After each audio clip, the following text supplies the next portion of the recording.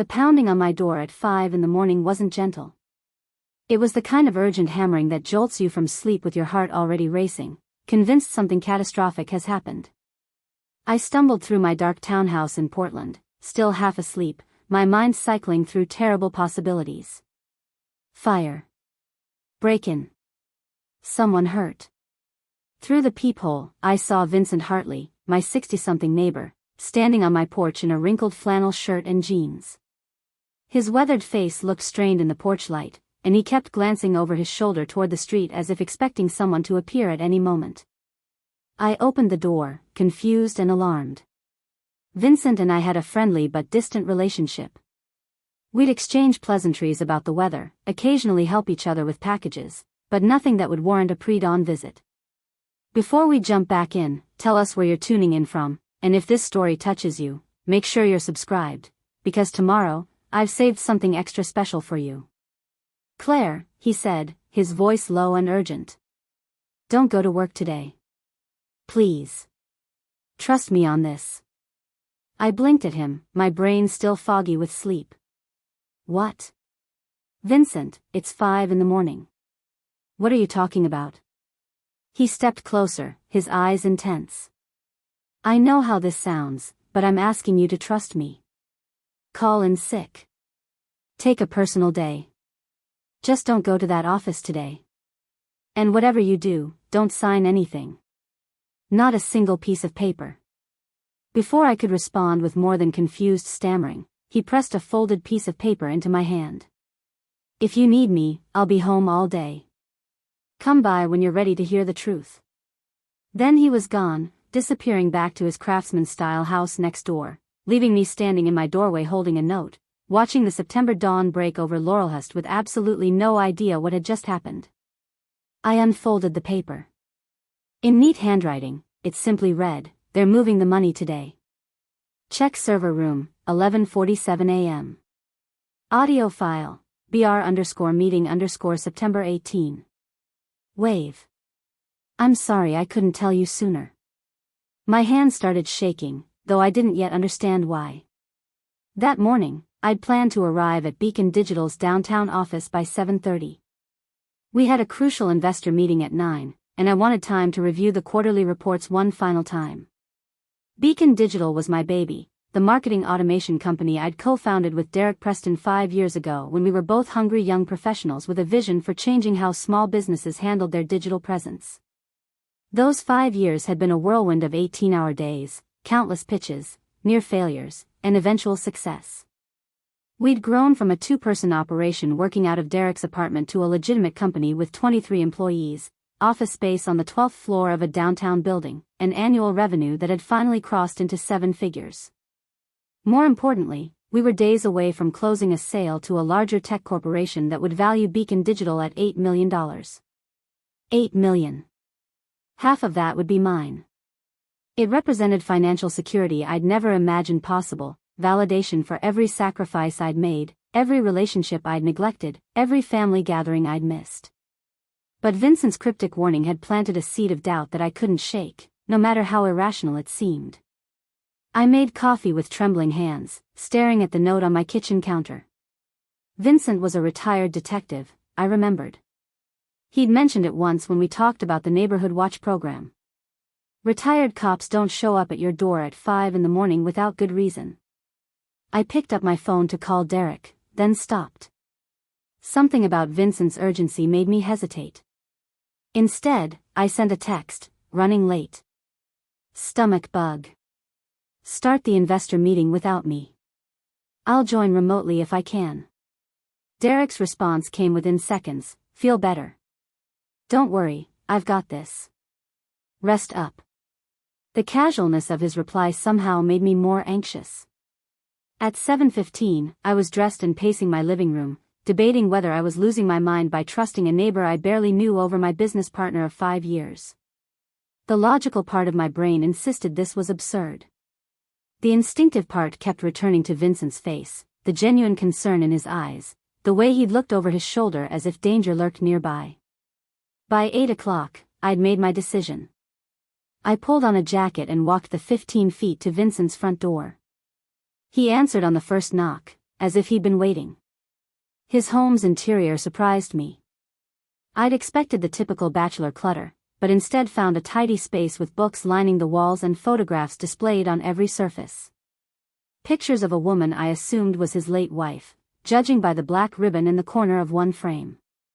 Coffee, he offered, gesturing to a fresh pot. Answers, I countered, my voice steadier than I felt. What's happening at my company? Vincent motioned to his dining table, where a laptop sat open next to a manila folder stuffed with papers. Sit down, Claire. This is going to take a while. I sat, my stomach churning with dread and anticipation. 3 months ago, Vincent began, settling into the chair across from me. I couldn't sleep one night and was sitting on my porch around 2 in the morning. I saw your business partner, Derek, come home with you after what I assumed was a late work session. I nodded. That was normal. Derek and I often worked late, especially lately with the acquisition talks intensifying. What wasn't normal, Vincent continued, was him coming back an hour later. I watched him sit in his car outside your house for 20 minutes, just staring at your windows. The way he looked. Vincent paused, choosing his words carefully. In my years as a detective, I learned to recognize certain expressions. Calculation. Cold assessment. He was looking at your house the way someone looks at a problem they're planning to solve. A chill ran through me. That doesn't mean anything. Maybe he forgot something. That's what I told myself, Vincent agreed. But then it happened again. And again. Always between 1 and 3 in the morning. Always the same routine. He'd park, sit there for 15 to 20 minutes, sometimes making phone calls, then leave. After the 4th time, my instincts kicked in. Something wasn't right. He opened the laptop and pulled up a spreadsheet. I started documenting his visits. Dates, times, duration. Then I started paying attention to other things. The black Mercedes that started showing up twice a week, always parking 2 blocks over. The woman who'd meet Derek at that wine bar in the Pearl District, the Vault. Always on Tuesday and Thursday evenings. My mouth went dry. Derek had Tuesday and Thursday standing appointments he called investor relations dinners. I'd never questioned them because managing investor relationships was part of his role as co-founder. The woman's name is Natasha Wilde, Vincent said, watching my face carefully. She's your company's CFO, correct? I nodded mutely. Natasha had joined Beacon Digital 18 months ago, brought in by Derek when our growth demanded a dedicated financial officer. She was sharp, efficient, and I'd trusted her completely with our books. Claire, I'm going to be direct because you need to hear this clearly. I believe Derek and Natasha are planning to defraud you out of your share of the company. The words hung in the air like smoke. I wanted to laugh, to dismiss this as paranoid fantasy from a bored retiree. But Vincent's expression remained grave and certain. That's insane, I managed. We're about to close a deal worth $8 million. Why would Derek risk everything to cheat me when he's already getting half? Because he's not getting half, Vincent replied quietly. He slid a document across the table. He's planning to get it all. The paper was a photocopy of an amended partnership agreement. I scanned it quickly, my vision blurring as I tried to process what I was reading. According to this document, dated 3 weeks ago, I had agreed to reduce my ownership stake in Beacon Digital from 50% to 15% in exchange for immediate cash payment of $200,000. I never signed this, I whispered, my hands shaking so badly the paper rustled. This is fake. This signature isn't mine. I know, Vincent said gently. But it's a very good forgery. Good enough to hold up in court if you don't challenge it immediately. He opened the manila folder and spread more documents across the table. Bank statements showing large transfers I'd never authorized. Emails I'd supposedly sent agreeing to restructure my ownership. Board meeting minutes I'd never attended that referenced my desire to step back from day-to-day operations. Each document felt like a physical blow. Together, they painted a picture of me voluntarily diminishing my role in the company I'd built from nothing, accepting a pittance compared to what I was owed. How did you get these? My voice sounded distant to my own ears. Vincent hesitated. I still have friends in various places. When I suspected something was wrong, I started asking quiet questions. Called in some favors.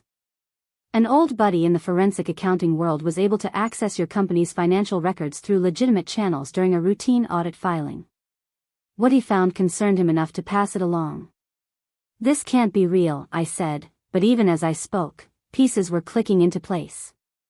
Derek's insistence that I take on more external speaking engagements, which kept me out of the office. Natasha's suggestion that I didn't need to be copied on routine financial emails to reduce my inbox clutter. The way both of them had encouraged me to delegate more and maintain work-life balance over the past 6 months. They'd been systematically isolating me from my own company. The file I mentioned in my note, Vincent continued, that audio recording. It's from a meeting Derek and Natasha had in the office conference room last Thursday night. Preparing and narrating this story took us a lot of time, so if you are enjoying it, subscribe to our channel, it means a lot to us. Now back to the story. Your building's cleaning crew has a supervisor named Carlos who mentioned to his nephew that he'd heard your executives arguing after hours. The nephew happens to be a patrol officer who occasionally has coffee with me. I asked Carlos if he'd be willing to leave his phone recording in the conference room during his next evening shift. Vincent clicked on an audio file. Derek's voice filled the room, clear and unmistakable. The paperwork has to be filed today, Friday at the latest. Once the acquisition closes on Monday, it needs to look like Claire's reduced stake has been official for at least 30 days. Otherwise, the buyers might get suspicious and pull out. Natasha's voice responded, the forged signatures will hold. I used the documents she actually signed from the investor packet last month. Traced them perfectly.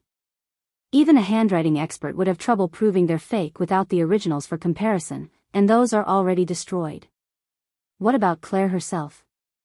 What if she figures it out before Monday? She won't, Natasha said with cold confidence.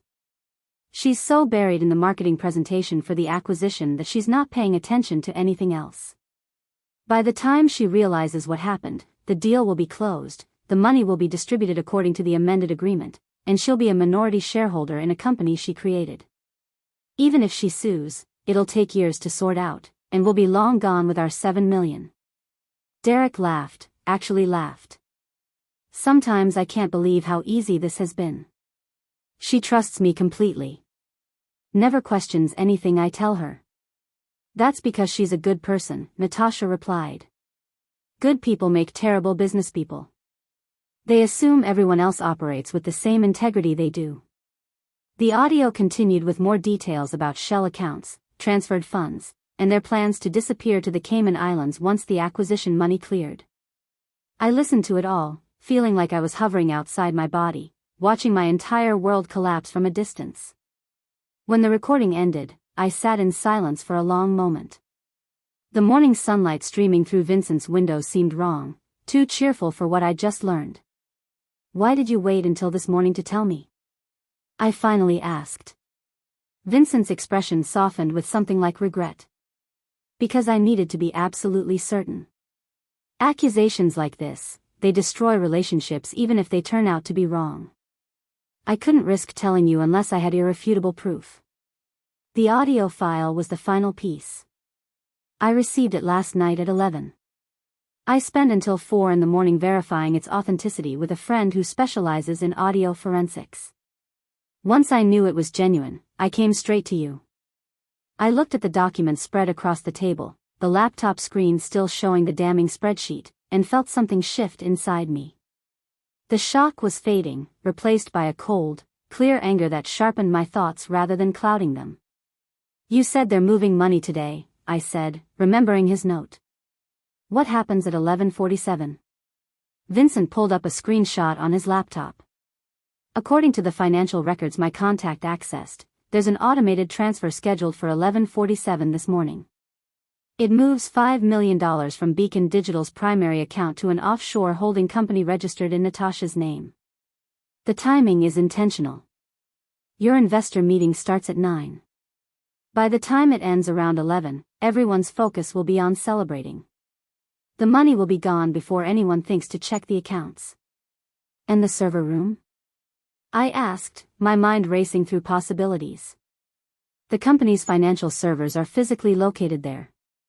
If you can access them before the transfer completes, you might be able to stop it. But Claire, his voice took on a warning tone, going in there today, with Derek and Natasha expecting you to be homesick, that's dangerous. They've invested months in this scheme. If they realize you know, there's no telling how they might react. I stood, gathering the documents into a pile. Do you have copies of everything? Multiple copies, stored in multiple locations, Vincent confirmed. I've also sent encrypted files to a cloud storage service, just in case. Good. I met his eyes. Vincent, I need to know. Why are you helping me? We barely know each other. He glanced at the photographs on his wall, his gaze lingering on the picture of his wife. Margaret died 5 years ago. Breast cancer. During her treatment, we trusted her financial advisor with our retirement savings. He seemed professional, came highly recommended. Turned out he was running a Ponzi scheme. By the time we discovered the truth, our money was gone. We lost the house, had to move here, and couldn't afford the experimental treatment that might have saved her life. His voice remained steady, but pain flickered in his eyes. I was a detective for 30 years, and I couldn't see what was happening right in front of me. I swore after Margaret died that I'd never let that happen to someone else if I had the power to prevent it. So when I saw the signs with Derek, when my instincts started screaming that something was wrong, I couldn't ignore it. Unexpected tears burned in my eyes. I'm so sorry about your wife. Don't be sorry, Vincent said firmly. Be smart. Be strategic. And be ready to fight for what's yours. I nodded, wiping my eyes. I need to make some calls. Can I use your dining room? It's yours for as long as you need it. The first call went to Bethany Marks, a corporate attorney I'd met at a networking event 2 years ago. We'd stayed loosely in touch, occasionally meeting for coffee to discuss the legal challenges of growing startups. She answered on the third ring. Bethany, it's Claire Donovan. I need your help, and I need it immediately. I'm being defrauded by my business partner, and I have maybe 4 hours to stop it. To her credit, Bethany didn't waste time with questions about whether I was certain or whether this could be a misunderstanding. Where are you right now? My neighbor's house. I have documents, audio recordings, everything. But I need legal guidance on exactly what I can and cannot do in the next few hours without jeopardizing a criminal case. Send me everything you have right now. Every document, every file. I'm clearing my morning schedule. Can you get to my office by 9:30? I'll be there. My second call was harder to make. I scrolled through my contacts, landing on a name I hadn't called in almost 2 years, Lucas Preston. Derek's younger brother. Lucas and Derek had been estranged since long before I met Derek. The details were vague. Derek dismissed it as typical sibling rivalry and different life choices. Lucas had reached out to me once when Beacon Digital was just starting, suggesting we grab coffee. Derek had reacted so negatively to the idea that I declined, not wanting to cause family drama. Now I wondered what Lucas had wanted to tell me. The phone rang 4 times before a cautious voice answered. Hello? Lucas? This is Claire Donovan. Derek's business partner. I know this is unexpected, but I desperately need to talk to you about your brother. There was a long pause. Is Derek okay? Derek is fine. But I'm not. I've discovered something, and I have a feeling you might have information that could help me understand what's happening. Another pause, longer this time. Where are you? I gave him Vincent's address, and Lucas promised to be there within the hour. He lived in Beaverton, about 30 minutes away depending on traffic.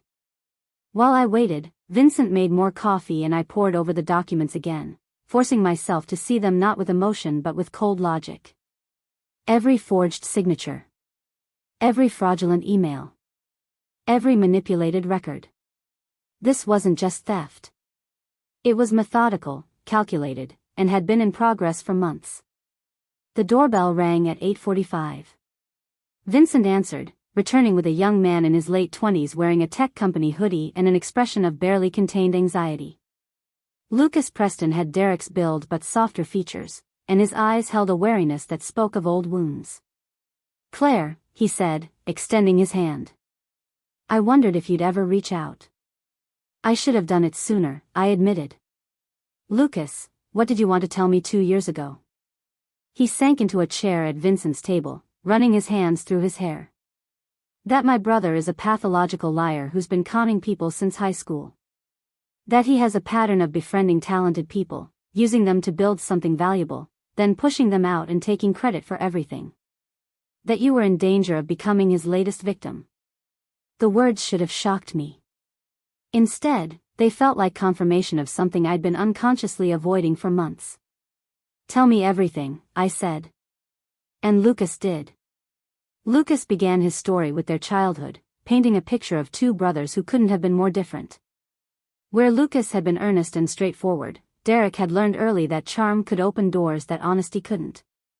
Their parents had divorced when Derek was 12 and Lucas was 9, and Derek had quickly mastered the art of playing each parent against the other, collecting sympathy and gifts from both while accepting responsibility to neither. In high school, Derek had partnered with a classmate named Timothy Chen on a science fair project. Timothy did all the research and built the actual working model of a water filtration system. Derek handled the presentation. When they won first place at the regional competition, Derek accepted all the interviews with local media, somehow managing to position himself as the sole creator. By the time Timothy realized what had happened, Derek had already leveraged the award into a scholarship, and Timothy's attempts to set the record straight made him look like a jealous partner trying to steal credit. Lucas had watched it happen, had tried to warn Timothy, but nobody listened to the younger brother. The pattern repeated itself in college when Derek collaborated with a roommate on a startup idea for a food delivery app specifically targeting college campuses. The roommate, whose name was Jordan Winters, had created the entire technical infrastructure and user interface. Derek had contributed to the business plan and investor pitch. When a local venture capital firm showed interest, Derek scheduled a meeting during Jordan's exam week, presented the concept as his own vision, and walked away with seed funding. Jordan discovered the betrayal when he saw Derek's face in the campus newspaper, announcing his successful fundraising for his innovative app. The legal battle that followed drained Jordan's family savings and ended with an out-of-court settlement that gave Jordan a fraction of what he deserved.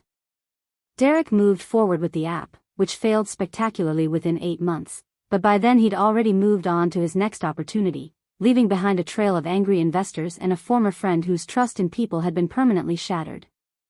"I tried to maintain a relationship with him," Lucas said, his voice heavy with old grief. "He's still my brother, you know.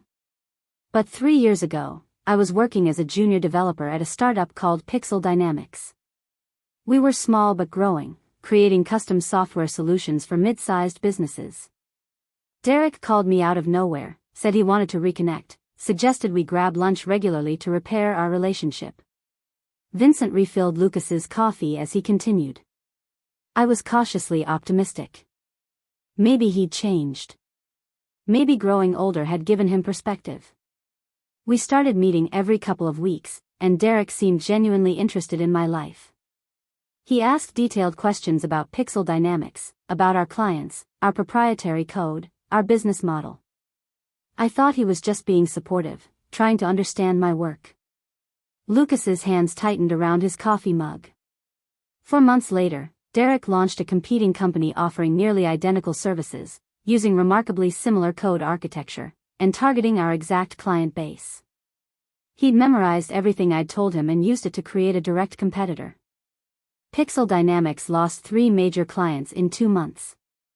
The company barely survived, and I was let go as part of necessary downsizing. When I confronted Derek, he acted genuinely confused about why I was upset. Said business was competitive and he couldn't help it if we both had similar ideas. He actually suggested I should be flattered that he'd found my work impressive enough to emulate. That was the last time we spoke. I felt sick listening to Lucas's account. Every detail resonated with behaviors I'd witnessed but explained away. Derek's intense interest in other companies' strategies.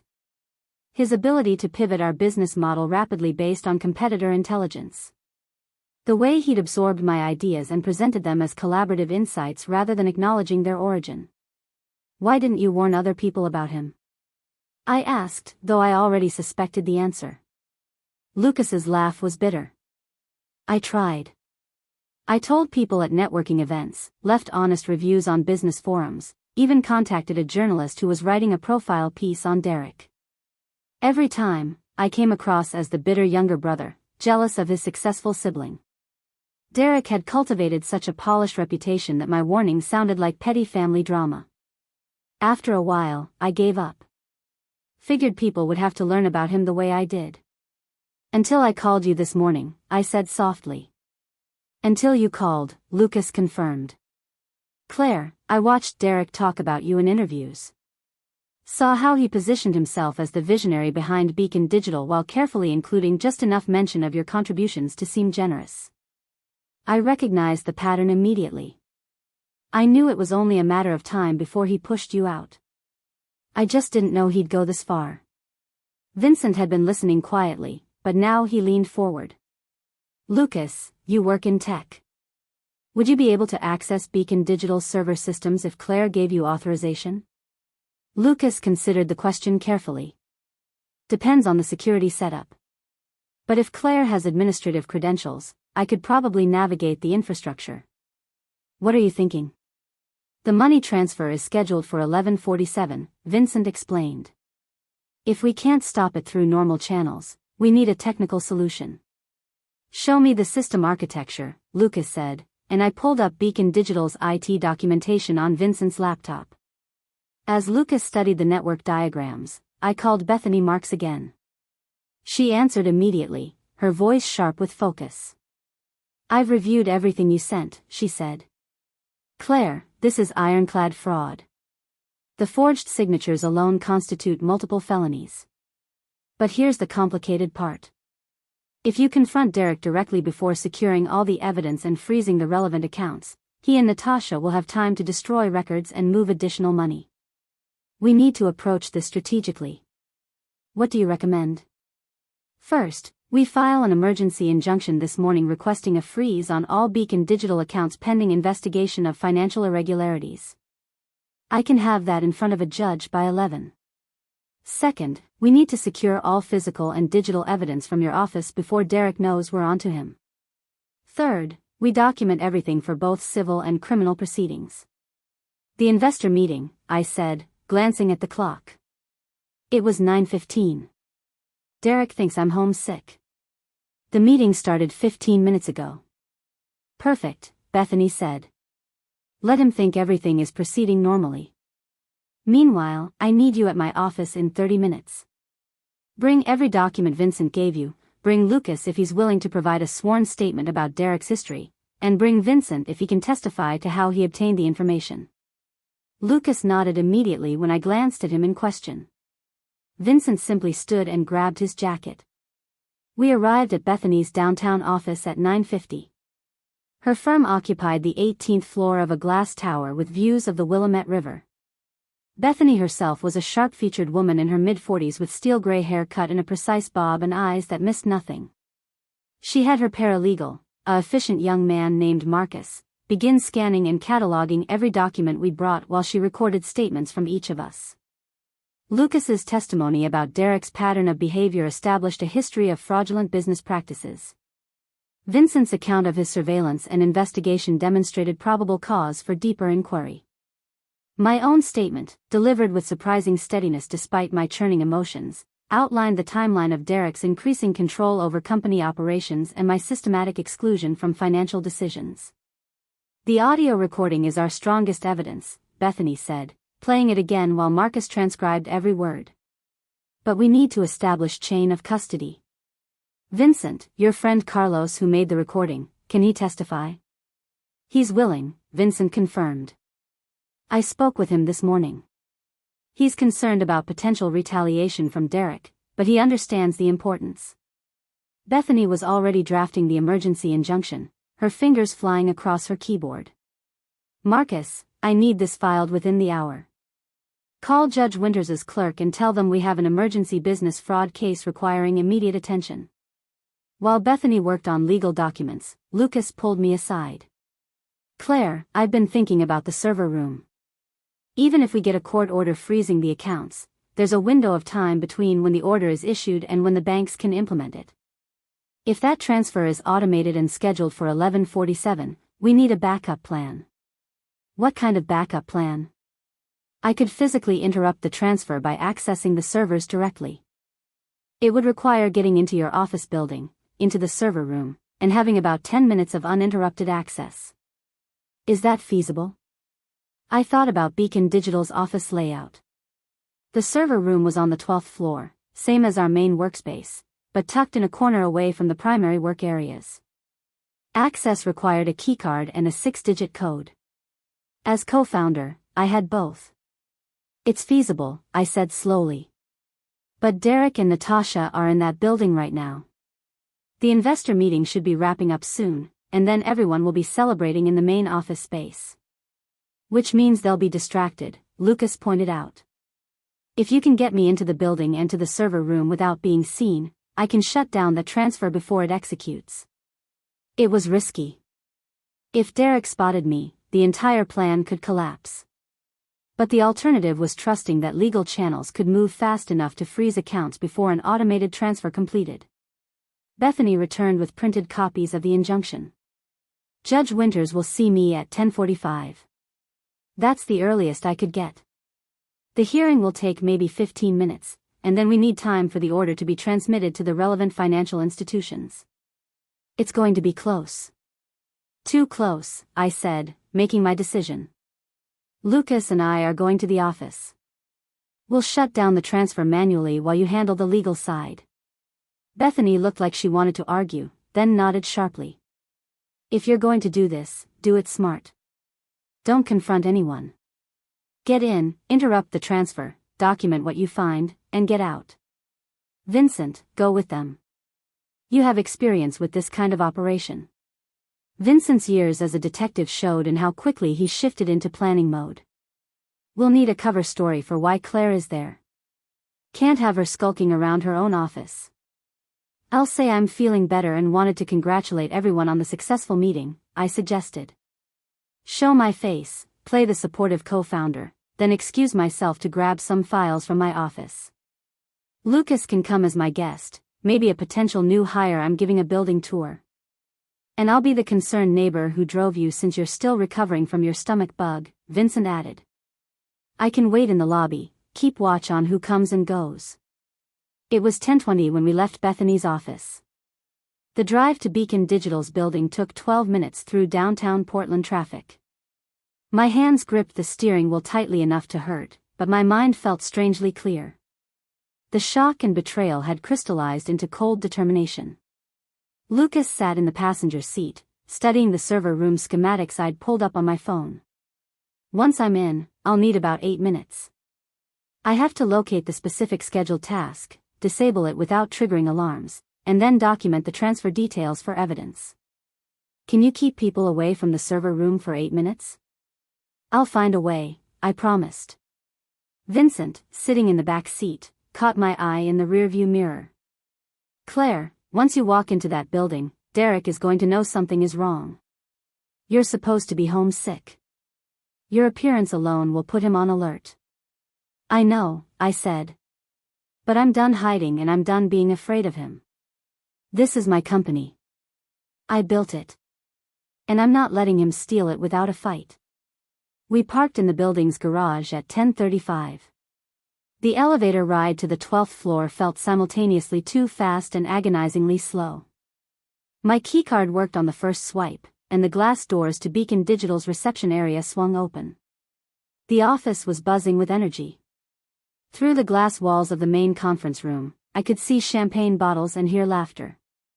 The investor meeting had clearly gone well, which meant the acquisition was still on track.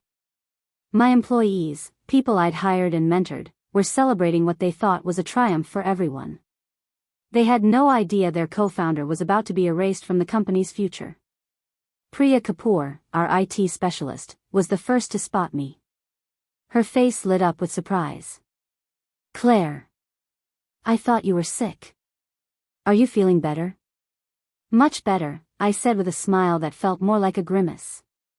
Didn't want to miss the celebration. This is Lucas Preston, a potential new developer I've been courting. Thought I'd show him around while everyone's in a good mood. Priya's expression shifted slightly at the name Preston, and I realized she'd made the connection to Derek. But she recovered smoothly. Well, welcome. The meeting went amazingly. The acquisition is basically confirmed pending final signatures next week. That's wonderful, I said, and part of me meant it. The employees who'd worked so hard deserved this success, even if I wouldn't be sharing in it the way I'd planned. Is Derek in the conference room? Yeah, he's giving the investors a full office tour. Should wrap up in about 20 minutes. Perfect. 20 minutes gave us time, but not much margin for error. Great. I'm just going to grab some files from my office and introduce Lucas to the space. Don't let me interrupt the party. I guided Lucas down the hallway toward my office, which was positioned conveniently close to the server room.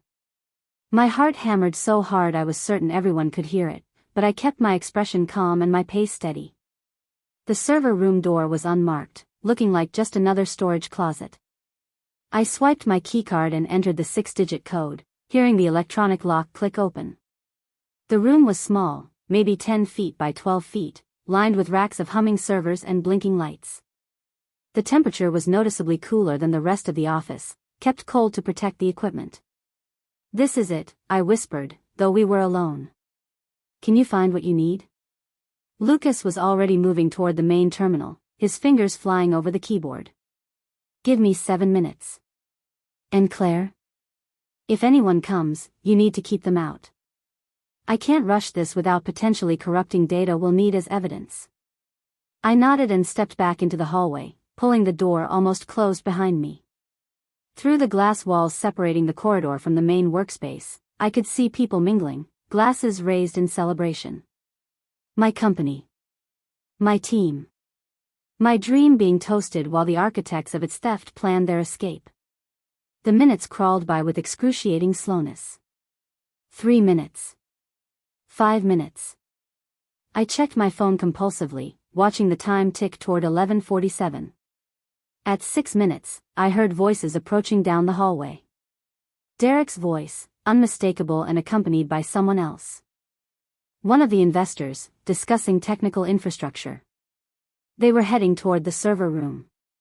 I stepped away from the door, intercepting them before they could get close. Derek. There you are. I was hoping to catch you. Derek's face went through a rapid series of expressions. Surprise, confusion, then something harder to read that might have been alarm quickly masked by concern.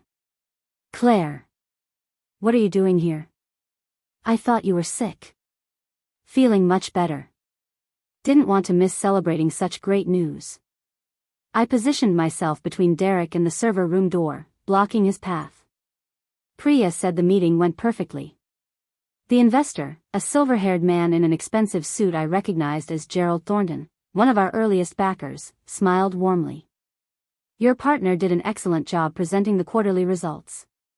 Very impressive growth trajectory. Derek's always been great with presentations, I said, and only someone listening very carefully would have caught the edge in my tone. Gerald, could I steal a moment with you? I've been developing some thoughts about the post-acquisition integration strategy that I'd love to run by you. It was a transparent deflection, but Gerald was too polite to refuse. Of course. Derek, shall we continue the tour later?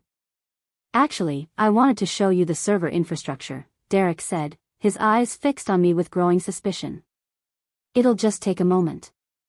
The servers can wait, I said firmly. Gerald, my office is just down here. This will only take 5 minutes. I practically dragged Gerald toward my office, keeping up a stream of chatter about integration timelines and brand positioning. Behind me, I heard Derek's footsteps pause outside the server room door. My heart stopped. Then Natasha's voice called out from the main area. Derek. The investors want to see the product roadmap presentation. Can you pull it up? The footsteps retreated. I exhaled shakily, continuing my improvised conversation with Gerald while watching the clock on my desk. 11:43. 4 minutes until the transfer. Gerald was asking me something about market positioning, and I forced myself to focus on giving a coherent answer. 2 minutes later, my phone buzzed with a text from Lucas. Done. Transfer disabled. You need to see this. I wrapped up my conversation with Gerald as gracefully as possible, claiming I needed to check on something quickly. He headed back toward the conference room, and I slipped into the server room where Lucas waited, his face grim. What did you find? The transfer was definitely scheduled for 11:47, Lucas confirmed, showing me the screen. $5 million to an offshore account registered under Natasha Wilde's name, exactly as Vincent's source indicated. But that's not all. He pulled up another screen, showing a series of scheduled transactions. There are 3 more transfers programmed for next week, right after the acquisition closes. Together, they drain every penny from Beacon Digital's accounts, leaving nothing but debt and unfulfilled payroll obligations. Your employees wouldn't get paid. Your vendors wouldn't get paid. The company would implode within days of the acquisition. I stared at the screen, feeling fresh waves of betrayal. Derek and Natasha hadn't just planned to steal my share. They'd planned to destroy everything we'd built, leaving chaos and ruined lives in their wake, while they disappeared with millions. Can you document all of this? Already did. Screenshots, transaction logs, everything. Lucas handed me a flash drive. This is a complete copy of the financial server data, including all the scheduled transfers, account access logs showing when these transactions were programmed, and the IP addresses of who created them. Between this and the forged documents, you have enough to put them both in prison. The door to the server room suddenly swung open. Derek stood in the doorway, his expression no longer friendly. Behind him, Natasha appeared, her face pale but eyes calculating. Claire, Derek said softly, dangerously. What are you doing in here with my brother? The confrontation I'd hoped to avoid had found me anyway. The silence that followed Derek's question stretched for what felt like hours but was probably only seconds. I could see his mind working, trying to assess how much I knew, what I'd discovered, whether this was salvageable or if his carefully constructed plan had just collapsed. Lucas stood slowly from the server terminal, placing himself slightly in front of me. The protective gesture wasn't lost on Derek, whose eyes narrowed as he looked between us. Your brother? I said, forcing confusion into my voice even though my pulse thundered in my ears. Derek, what are you talking about? This is Lucas Preston, a developer I've been recruiting. I was just showing him our infrastructure as part of the interview process. For a moment, I thought Derek might accept the lie. Then Natasha spoke, her voice cold and certain. Claire, you sent a text this morning saying you had a stomach bug. Yet here you are, looking perfectly healthy, showing a supposed job candidate around during our investor celebration. The same day that happens to be when certain financial transactions were scheduled. The mask had dropped. We were past pretense now. You know, I said, abandoning my own act. You both know that I know. Derek's jaw tightened. He stepped fully into the server room, Natasha following and closing the door behind them. The small space suddenly felt suffocating with 4 people crowded among the humming equipment. How long? Derek asked quietly. How long have you known? Long enough, I replied. Long enough to document everything. The forged signatures. The stolen money. The offshore accounts. All of it. Natasha's hand moved toward her phone, but Lucas was faster. I wouldn't do that. Right now, you're guilty of fraud and theft. You make any calls to try to move money or destroy evidence, you add obstruction of justice to the list. You have no proof, Derek said, but his voice lacked conviction. I held up the flash drive Lucas had given me. We have all the proof. Every scheduled transaction. Every forged document. Audio recordings of you planning this entire scheme. It's over, Derek.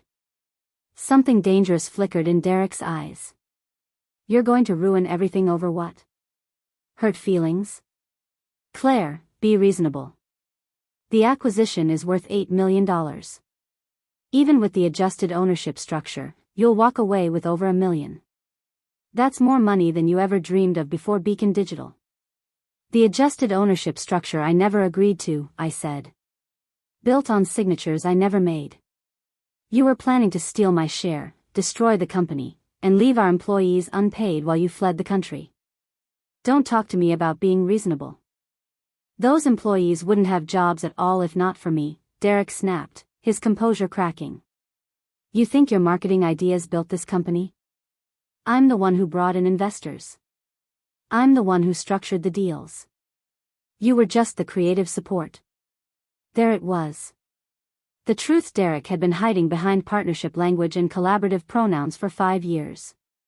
He'd never seen me as an equal. I'd been a useful tool, nothing more. Creative support, I repeated softly. Is that what you call the entire marketing automation platform I designed? The client acquisition strategy that tripled our revenue? The brand identity that made us attractive to acquirers? Anyone could have done that work, Natasha interjected. Derek chose you because you were naive enough to trust him. Because you'd work yourself to exhaustion while he positioned himself for the real rewards. Lucas's hand found mine, squeezing gently. The gesture steadied me, reminding me I wasn't alone in this confrontation. Here's what's going to happen, I said, my voice stronger than I felt. You're both going to walk out of this server room and return to the celebration like nothing happened. You're going to smile and shake hands and pretend everything is fine. Because if you don't, if you try anything desperate, I have people waiting with instructions to immediately deliver all our evidence to the authorities. You're bluffing, Derek said. Am I? I met his eyes without flinching. Vincent Hartley, my neighbor, is a retired detective with connections throughout the Portland Police Department. Bethany Marks, my attorney, is filing an emergency injunction as we speak to freeze all Beacon Digital accounts. Howard Chen, a forensic accountant, has already reviewed your fraudulent financial records. You want to test whether I'm bluffing? I watched Derek's face cycle through emotions. Anger, calculation, then something that might have been grudging respect. What do you want? He asked finally. Justice, I said simply. But we'll start with you returning to that party and acting like the partner you pretended to be. We'll deal with the rest through proper channels. Natasha looked at Derek, some silent communication passing between them. Then she opened the door and walked out without another word. Derek lingered a moment longer. I underestimated you, he said quietly. That's a mistake I won't make again. You won't get the chance, I replied. He left, and I sagged against the server rack, adrenaline draining away and leaving me shaky. Lucas caught my elbow, supporting my weight. That was incredibly risky, he said. If they'd decided to get physical or destroy the servers. I know. But I needed them to understand I'm not the naive partner they thought I was. I checked my phone. It was 11:53. The transfer didn't go through. That buys us time. My phone buzzed with a text from Bethany, injunction granted. All Beacon Digital accounts frozen pending investigation. Get out of that building now. Lucas and I slipped out of the server room and headed for the elevators. Through the glass walls, I could see Derek and Natasha had rejoined the celebration, champagne glasses in hand, smiles fixed on their faces. They looked like everything was perfect. But I noticed how Derek's smile never reached his eyes, how Natasha kept glancing toward the hallway where we'd disappeared. Vincent was waiting in the lobby, his detective instincts apparently telling him something had gone wrong. His face relaxed slightly when he saw us emerge from the elevator unharmed. We need to go, I said quietly. Now. We were back at Vincent's house by 12:15. The afternoon sunlight streaming through his windows felt surreal after the tension of the past few hours. Vincent made sandwiches while Lucas and I downloaded all the server data onto Vincent's heavily encrypted backup system. They're going to run, Lucas said, reviewing the evidence files. Derek's smart enough to know that injunction means his window is closing. He'll try to access whatever funds he can and disappear before criminal charges are filed. Let him try, I said. Bethany's already contacted the FBI's Financial Crimes Division.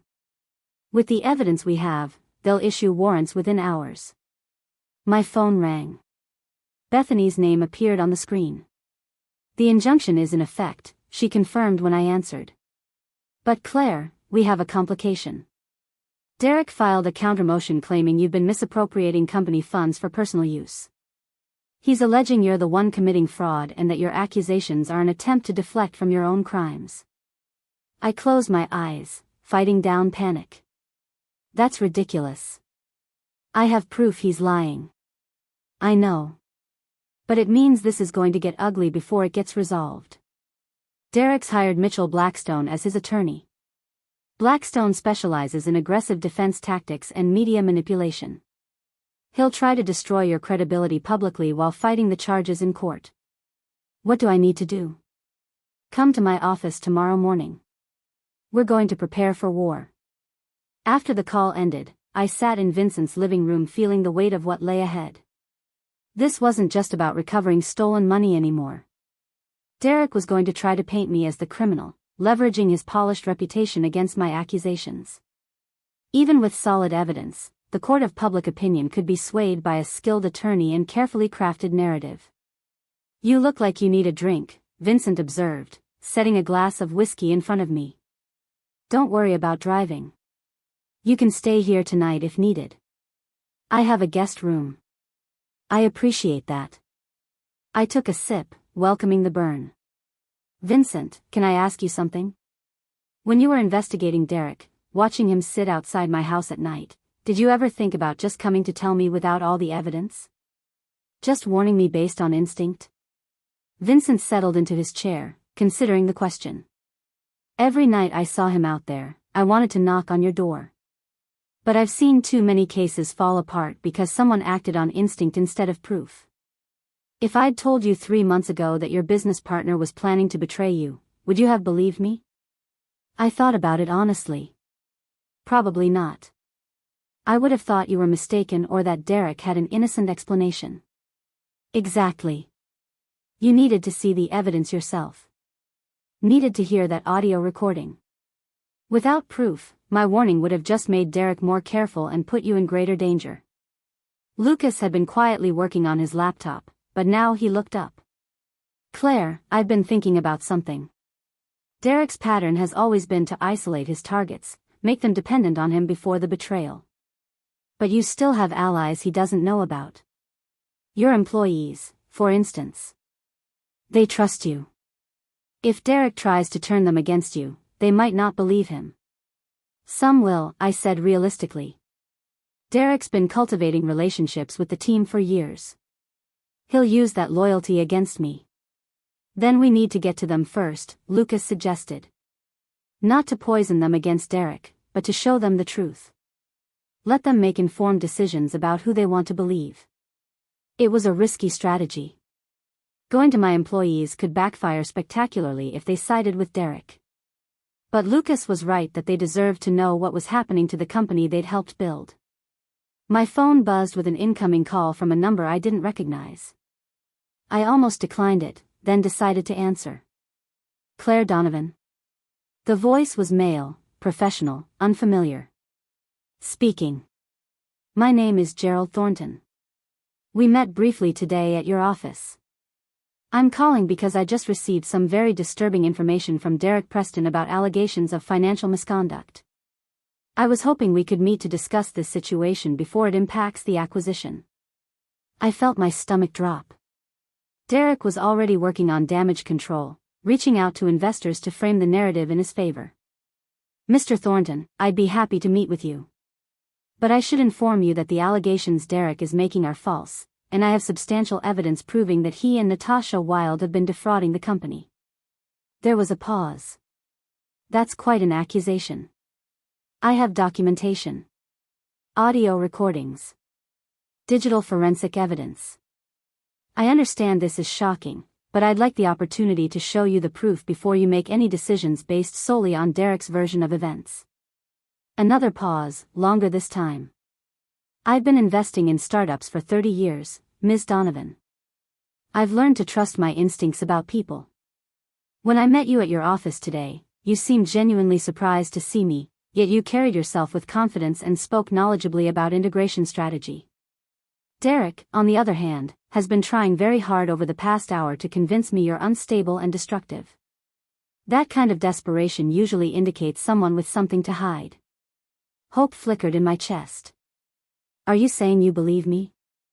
I'm saying I'm willing to hear you out. Can you meet me at the University Club at 6 this evening?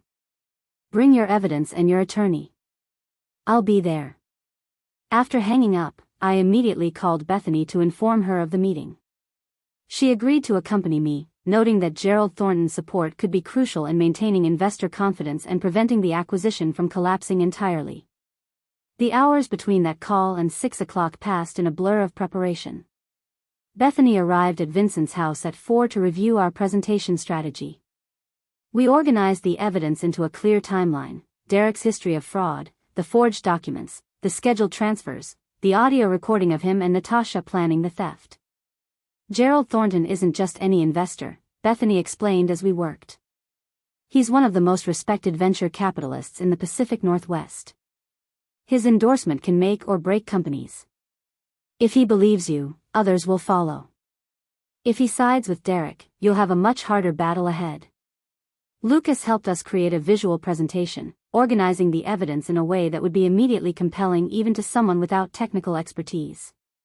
Vincent offered insights from his detective experience about how to present information persuasively without seeming emotional or vindictive.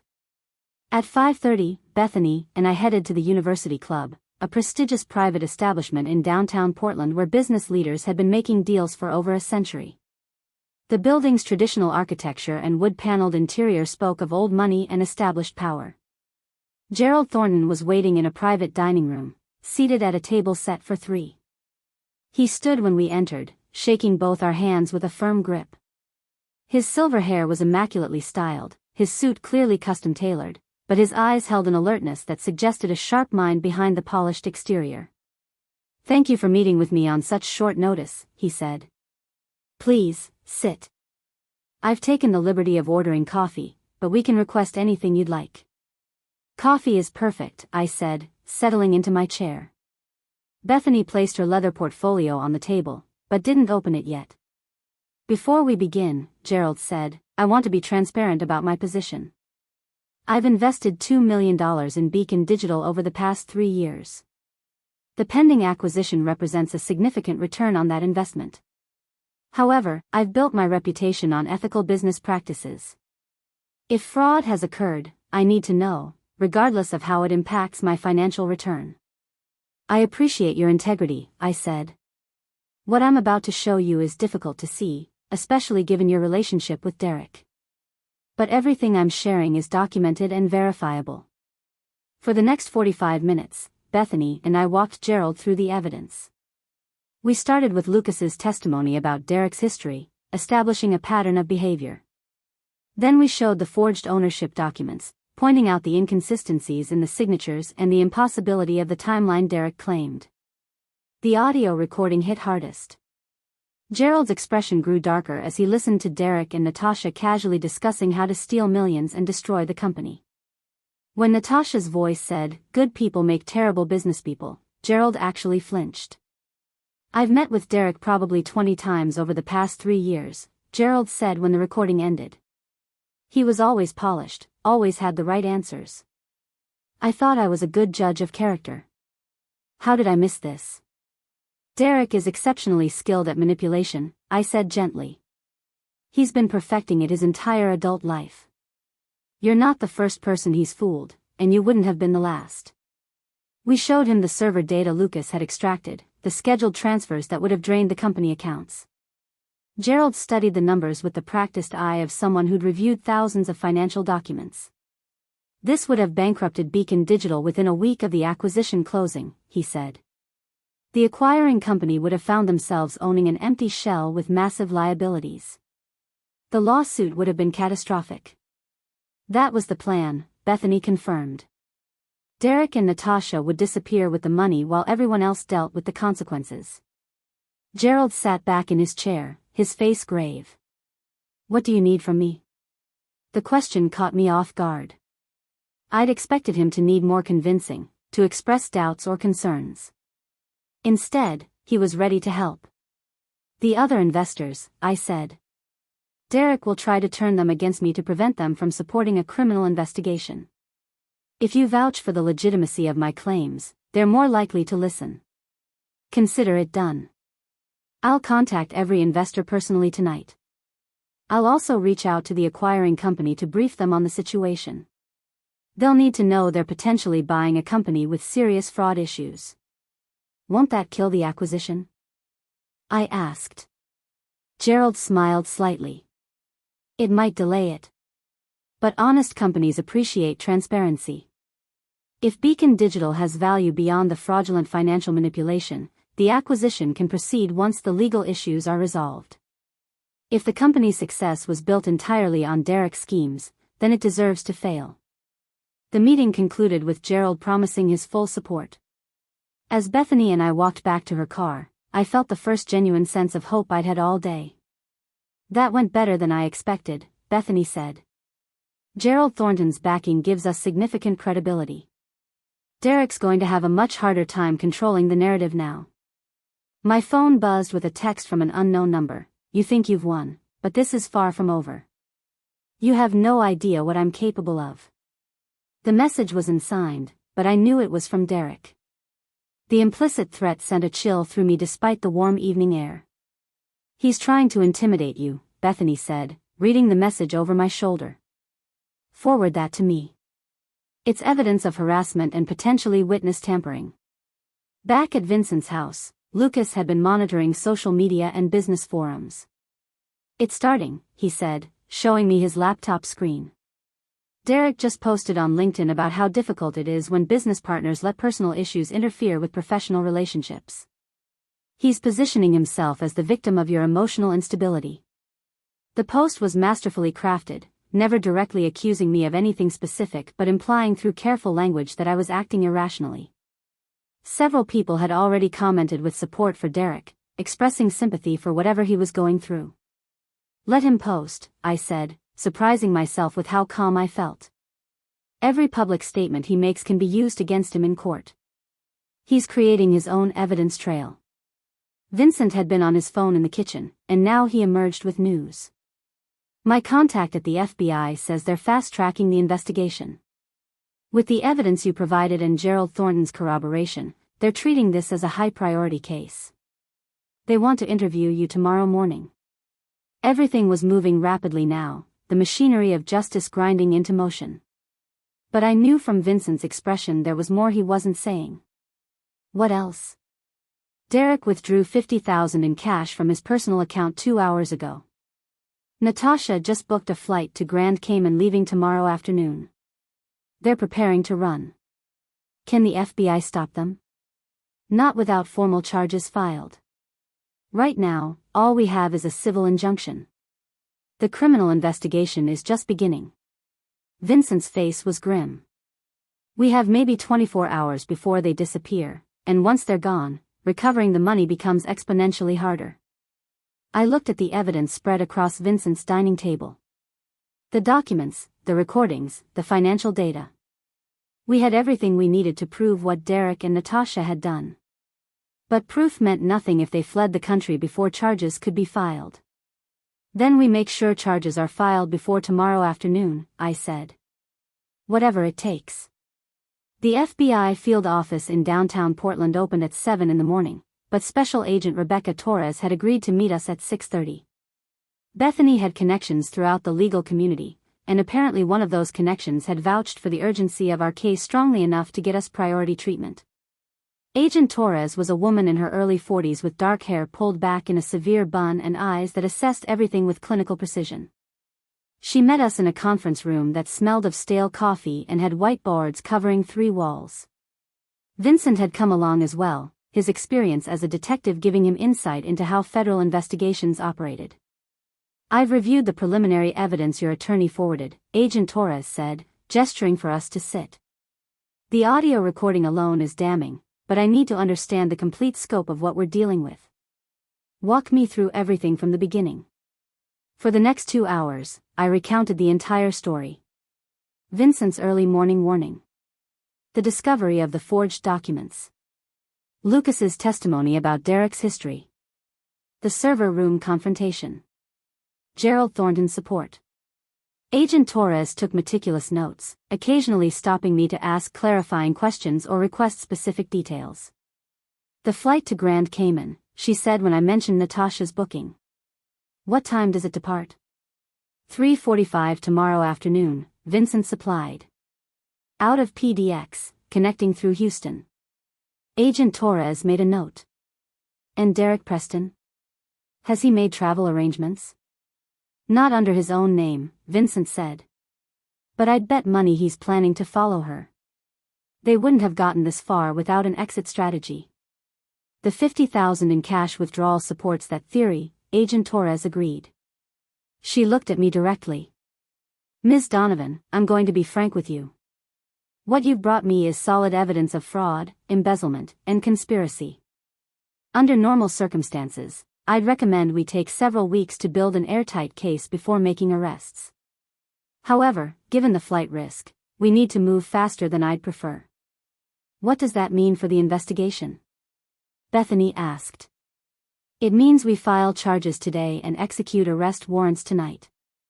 We'll freeze all personal accounts belonging to Preston and Wild, seize their passports, and take them into custody before they can flee. The downside is we won't have time to trace every dollar or uncover every detail of their scheme before the arrests. But they'll be stopped, I said. They won't get away. They won't get away, Agent Torres confirmed. However, I need you to understand that once arrests are made, this becomes a federal criminal case. You'll be a witness, not a plaintiff. The government will control the prosecution, and the process could take months or even years to fully resolve. I understand, I said. I just want them held accountable. Agent Torres stood, gathering her notes. I'm going to present this to the assistant U.S. attorney this morning. Based on what you've shown me, I'm confident we'll have warrants by this afternoon. In the meantime, I need all of you to maintain absolute discretion. If Preston or Wild suspect that federal charges are imminent, they could run immediately, and we might not catch them before they're out of the country. We left the FBI office as the sun was fully rising over Portland, painting the city in shades of gold and pink. The morning felt surreal, too beautiful for the gravity of what was unfolding. My phone had been buzzing throughout the FBI meeting, and I finally checked the messages.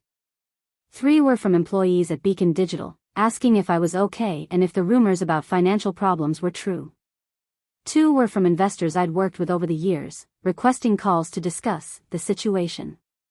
1 was from Derek himself, a single line that made my blood run cold. Last chance to make this right before you destroy everything. He's panicking, Lucas said, reading the message over my shoulder. That's good. Panicked people make mistakes.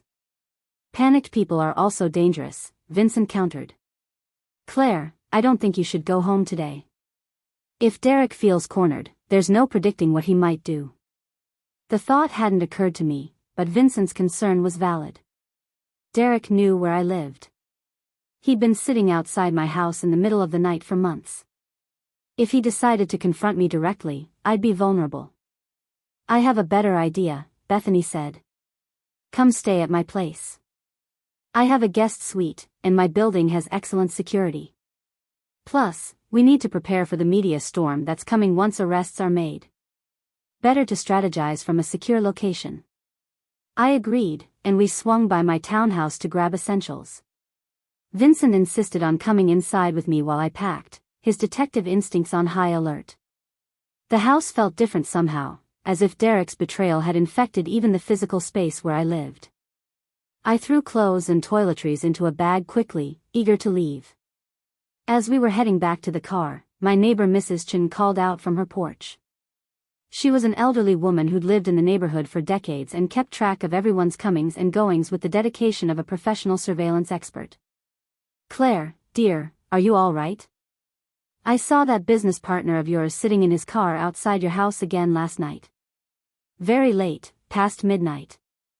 He just sat there staring at your windows for the longest time. It made me quite uncomfortable. My stomach twisted. What time did he leave? Oh, it must have been nearly 2 in the morning. I only noticed because I got up for some water and happened to glance out my window. His car was parked right there under the streetlight. She pointed to a spot with a direct view of my front door and living room windows. Vincent and I exchanged a glance. Derek had been watching my house the night before, after our confrontation in the server room, after I'd made it clear I knew about his plans. The surveillance had shifted from reconnaissance to something more menacing. Mrs. Chen, if you see him again, please call the police immediately, I said. And maybe call me as well? Of course, dear. Is everything all right? I don't mean to pry, but there's been quite a bit of unusual activity lately. Everything will be fine, I assured her, hoping it was true. Thank you for keeping an eye out. Back in the car, Vincent voiced what we were both thinking. He's escalating. The surveillance has become obsessive. Claire, you made the right call not staying at your house. Bethany's condominium was in the Pearl District, a modern high-rise with a doorman and keycard access to the elevators. Her unit on the 15th floor had floor-to-ceiling windows overlooking the city, sleek contemporary furniture, and a guest bedroom that looked like it belonged in a boutique hotel. Make yourself comfortable, Bethany said, setting her briefcase on the dining table. I need to make some calls, but we should meet in an hour to discuss next steps. I unpacked my hastily assembled bag and tried to process everything that had happened in the past 24 hours. Yesterday morning, I'd been asleep in my bed, unaware that my entire world was built on lies. Now I was hiding in my attorney's apartment, waiting for federal agents to arrest my business partner while trying to salvage a company I'd poured 5 years of my life into building. My phone rang. It was Priya Kapoor, the IT specialist from Beacon Digital. Claire, I'm so sorry to bother you, but something weird is happening at the office. Derek called an emergency all-hands meeting for 10 o'clock this morning. He's saying there's a major company announcement, but he won't tell anyone what it is. People are worried. My mind raced. What was Derek planning? A meeting could be his attempt to control the narrative, to poison the employees against me before the truth came out. Or it could be something more strategic, perhaps moving company assets or destroying evidence. Priya, I need you to do something for me, I said carefully. Can you record that meeting? Just use your phone, keep it in your pocket. I know it sounds strange, but I promise I'll explain everything soon. There was a pause. Claire, what's going on? There are rumors flying around about financial fraud and you being under investigation. Derek's been very careful about how he phrases things, but he's definitely trying to make it sound like you've done something wrong. I haven't done anything wrong, I said firmly. Derek has. And I have proof. But I need you to trust me for just a little while longer. Can you record that meeting? I can do that, Priya said. Claire, for what it's worth, I don't believe the things Derek's been implying. I've worked with you for 3 years, and you've always been straight with everyone. Whatever's happening, I'm on your side. The unexpected support brought tears to my eyes. Thank you, Priya. That means more than you know. After hanging up, I relayed the conversation to Bethany and Vincent.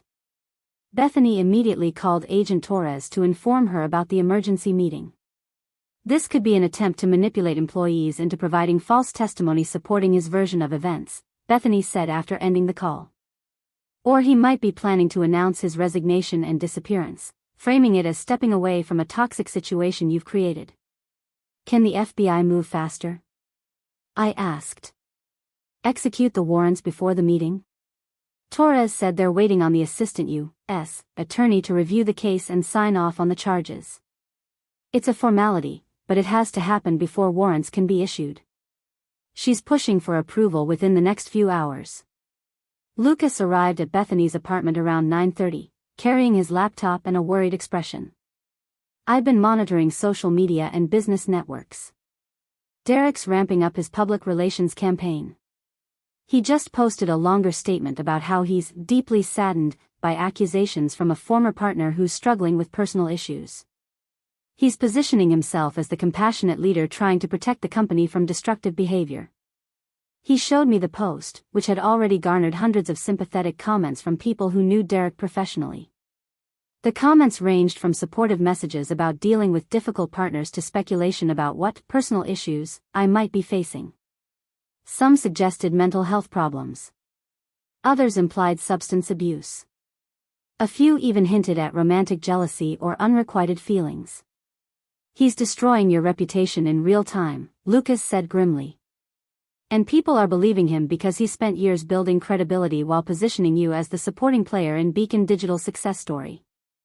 The injustice of it burned, but I forced myself to think strategically rather than emotionally. Once he's arrested, the truth will come out. His social media campaign won't matter when he's facing federal charges. True, Bethany agreed. But the court of public opinion moves faster than the court of law. We need to be prepared for the fact that some people will continue believing Derek's narrative even after his arrest. They'll claim he's being framed or that the charges are exaggerated. My phone buzzed with a notification. Gerald Thornton had posted his own statement on LinkedIn, carefully worded but clearly supportive of me. He wrote about the importance of due diligence in business relationships, the value of thorough investigation when allegations arise, and his confidence that truth would prevail through proper legal channels. It wasn't an explicit endorsement, but anyone reading between the lines would understand he believed my version of events. Several other investors commented on Gerald's post, and I watched in real time as the narrative began to shift. These were respected business leaders vouching, however subtly, for my credibility. Derek's campaign of character assassination had hit its first significant obstacle. At 10 o'clock, my phone rang. Priya, calling from what sounded like a crowded room. "I'm recording," she whispered. "He's about to start." I put the call on speaker so everyone in Bethany's apartment could hear. There was rustling, then Derek's voice, amplified by what must have been the conference room's audio system. "Thank you all for gathering on short notice. I know there have been rumors circulating, and I wanted to address them directly rather than let speculation run wild. As many of you have heard, there have been accusations made regarding financial impropriety at Beacon Digital." His voice was measured, tinged with just the right amount of sadness and concern. I could picture him standing at the front of the conference room, making eye contact with employees, projecting trustworthiness. "These accusations come from my co-founder, Claire Donovan.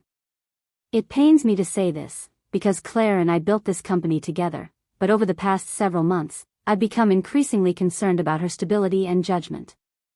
She's been making erratic decisions, missing important meetings, and showing signs of paranoia and irrationality." I gripped the phone tighter, forcing myself to stay silent and listen. "Yesterday, I discovered that Claire had accessed company servers without authorization and attempted to manipulate financial records. When confronted, she made wild accusations about fraud and theft, none of which have any basis in reality. I've consulted with our attorney, and we believe she may be experiencing a mental health crisis." Several voices murmured in the background, employees reacting to this news. Someone asked a question I couldn't quite hear. "I understand your concern," Derek continued. "Claire has been a valued member of this team, which is why I'm trying to handle this situation with compassion rather than immediately pursuing legal action. However, I need to prioritize the company's stability and your job security." Effective immediately, Claire's access to all Beacon Digital systems has been revoked, and she's been placed on administrative leave pending a full investigation. More murmurs, louder now. Someone else asked about the acquisition. "The acquisition is still on track," Derek assured them. "I've been in constant communication with the buyers, and they understand we're dealing with an internal personnel matter. This won't affect the deal or your positions moving forward. In fact, I want to assure each of you that your jobs are secure. Whatever happens with Claire's situation, Beacon Digital will continue to thrive." Natasha's voice joined in, smooth and confident. "We've already implemented additional financial controls to ensure there are no irregularities in our accounts. A third-party audit will be completed by the end of the week, and I'm confident it will show that all company finances are in perfect order. The blatant lies were breathtaking. They were conducting a preemptive strike, poisoning my employees against me while simultaneously creating a paper trail that would supposedly exonerate them when authorities investigated. "I know this is difficult news," Derek said, his voice taking on a pastoral quality, as if he were consoling grieving parishioners. "Change is always hard, especially when it involves someone we care about. But I need all of you to focus on the amazing things we've accomplished together and the bright future ahead of us. We've built something special here, and I won't let anyone's personal problems destroy what we've created as a team." The meeting continued with Derek taking questions, each answer carefully crafted to reinforce his narrative of being the responsible leader protecting the company from an unstable partner. When the call finally ended, I set my phone down with shaking hands. "That was a masterclass in manipulation," Vincent said quietly. "He hit every note perfectly. Concern for your well-being. Reluctance to take action. Reassurance for the employees. Protection of the company's future. If I didn't know the truth, I'd believe every word." "How many of them believed him?" I asked, my voice barely above a whisper. "Some will," Lucas admitted. "Derek's been building relationships with those employees for years. He's their boss, their mentor, someone they trust. You're asking them to believe that person is a criminal based on accusations they can't verify." Bethany's phone rang. She answered, listened for a moment, then smiled. That was Agent Torres. "The warrants have been approved. They're executing arrests within the hour." Relief flooded through me so intensely I felt lightheaded. "It's really happening." "It's really happening," Bethany confirmed. "Derek Preston and Natasha Wilde will be in federal custody before noon. Now we wait." The next hour was the longest of my life.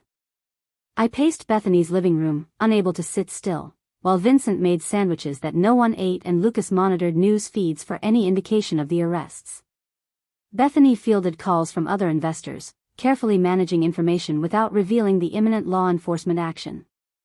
At 11:23, my phone exploded with notifications. Text messages from employees. Calls from numbers I didn't recognize. Emails flooding my inbox. Something had happened. Lucas found it first, pulling up a breaking news alert on his laptop.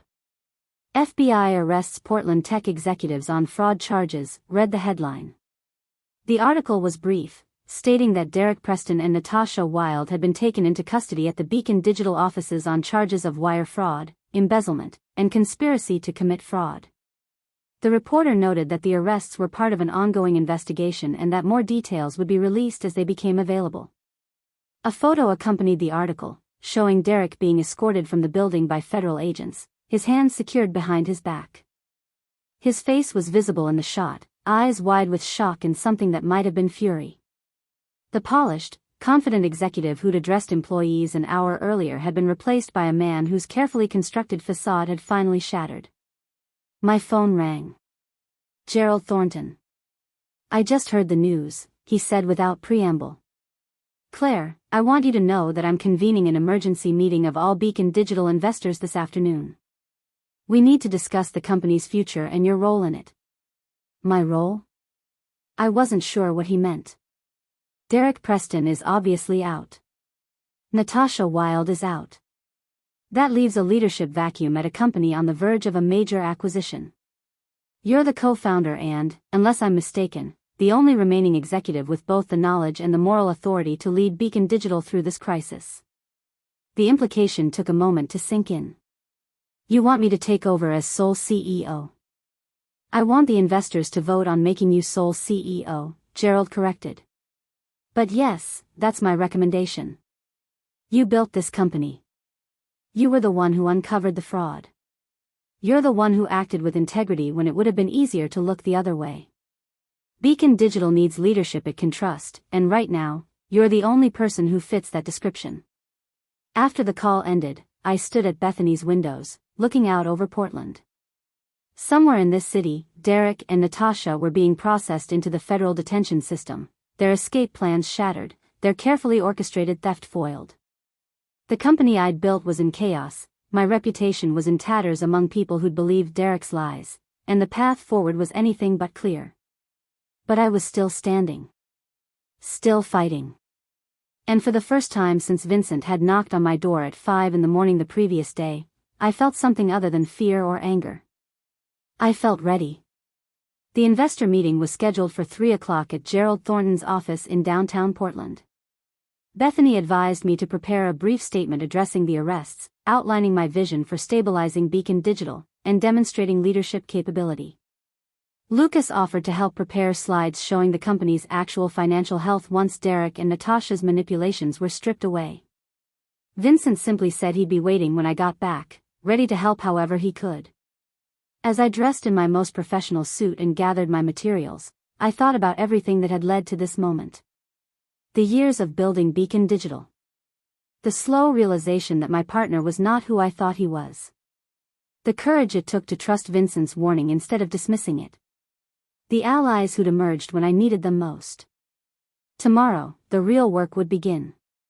Rebuilding trust with employees who'd heard Derek's lies.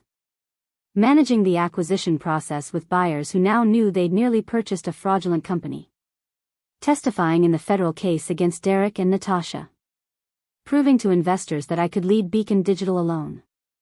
But today, right now, I was walking into a room of powerful people who would decide whether I deserved the chance to save what I'd built. I was ready to fight for it.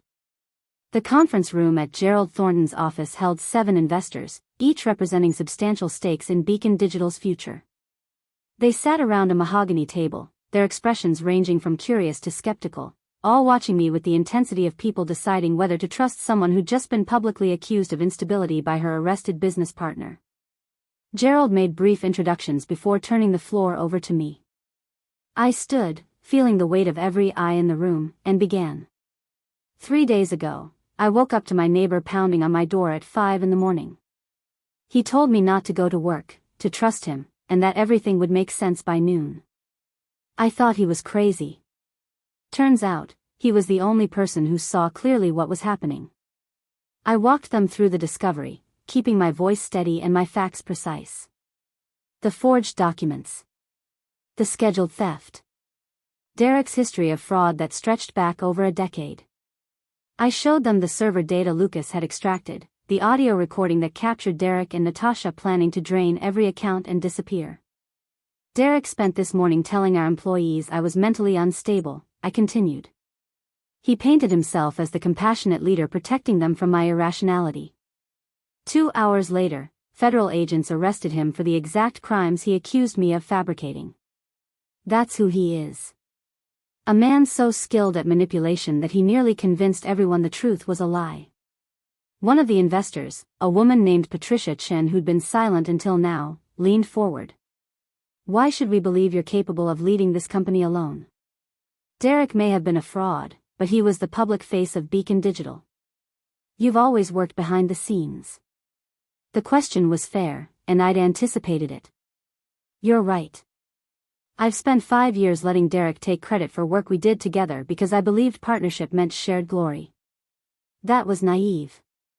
But it also means every successful strategy, every innovative campaign, every client relationship that actually built this company's value came from collaborative effort, not Derek's solo genius. I know how Beacon Digital works because I built the systems that make it run. I pulled up the financial projections Lucas had prepared, showing the company's actual performance stripped of Derek's manipulations. This is what Beacon Digital looks like without fraud propping up the numbers. We're profitable. We're growing. We have genuine value that attracted a legitimate acquisition offer. Derek didn't create that. Our team created it. I created significant portions of it. And I can lead us forward without him. Gerald spoke next. The acquisition is still on the table, but the buyers want assurance of stable leadership before proceeding. They need to know Beacon Digital won't collapse without Derek. It won't collapse, I said firmly. It'll thrive. Because it was never dependent on one person's charisma. It was built on solid work by talented people who deserve better than what Derek gave them. The vote took less than 10 minutes.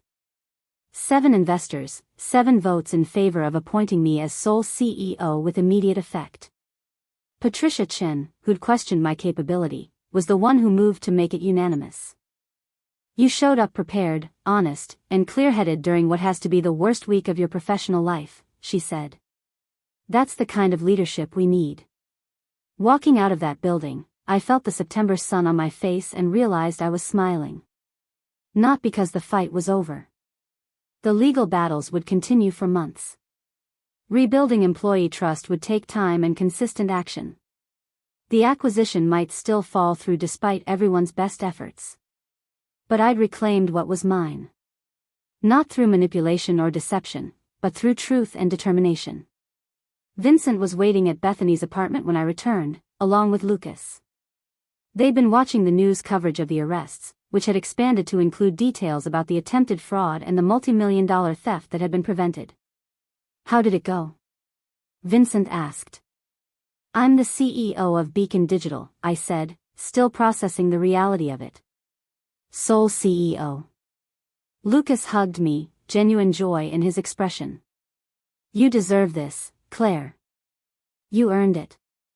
I couldn't have done it without you, I told him. Then I turned to Vincent. Either of you.